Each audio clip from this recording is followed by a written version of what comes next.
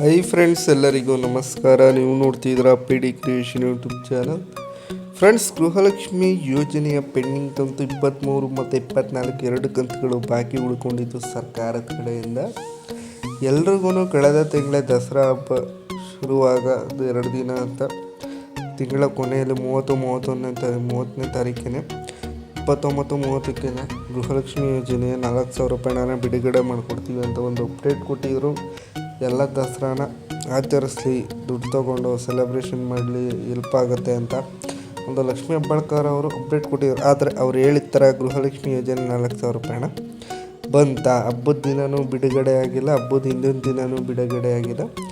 ಯಾಕೆ ಈ ಥರ ಮಾಡಿಬಿಟ್ರು ಸರ್ಕಾರದವರು? ಈ ಥರ ಭರವಸೆ ಕೊಟ್ಟುಬಿಟ್ಟು 2 ತಿಂಗಳಿಂದ ಪೆಂಡಿಂಗ್ ಉಳ್ಕೊಂಡಿದ್ದೆ ಗೃಹಲಕ್ಷ್ಮಿ ಯೋಜನೆ ಹಣ.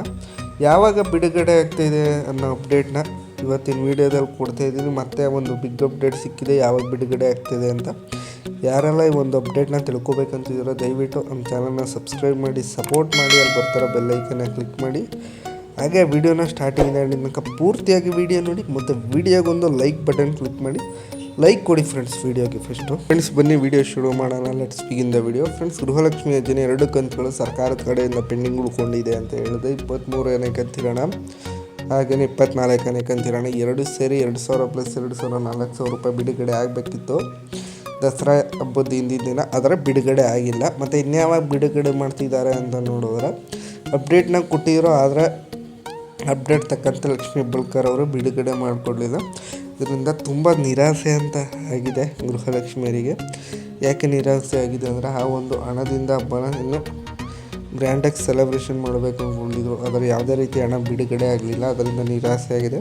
ಮತ್ತು ಇನ್ನೇ ಯಾವಾಗಪ್ಪ ಬಿಡುಗಡೆ ಆಗ್ತಿದೆ ಅಂತ ನೋಡೋದಾದರೆ, ಇವತ್ತು ಶನಿವಾರ ಮಧ್ಯಾಹ್ನ 3:30 ನಂತರ ಗೃಹಲಕ್ಷ್ಮಿ ಯೋಜನೆಯ ಹಣ ಎಲ್ಲರ ಬ್ಯಾಂಕ್ ಖಾತೆಗಳಿಗೂ ಬಂದು ಜಮಾ ಆಗ್ತಾಯಿದೆ. ಇದೊಂದು ಸಿಹಿ ಸುದ್ದಿ, ಗುಡ್ ನ್ಯೂಸ್ ಅಂತ ಹೇಳ್ಬೋದು.